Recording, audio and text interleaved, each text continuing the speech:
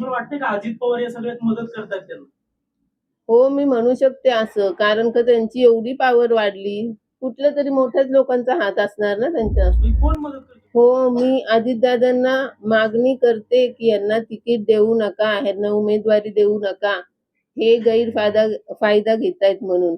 आणि अजितदादा म्हणतात, की कोयता गँगनी थांबवायला पाहिजे, दहशतवादी थांबवायला पाहिजे आणि अशा गुन्हेगारांना तिकीटं देऊन ह्यांची काय गँग थांबणार आहे? हे आत्ता तात्पुरतं चांगली कामं करणार, बाहेर येणार आणि परत तेच चालू राहणार ना.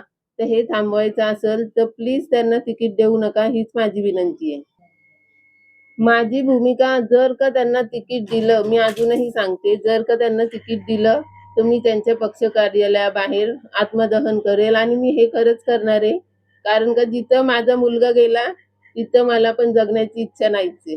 कारण का आम्ही काही केलेलं नसताना तुम्ही आमच्या मुलाला हे केलं, त्याचं आयुष्य उद्ध्वस्त केलं, आमचं घर सुनं केलं. त्यामुळे मी आता शांत बसणार नाही आणि मी हे काही केलं तर नाव येणार सरळ तुमच्यावर. जो पक्ष त्यांना तिकीट देईल त्याच्यावर.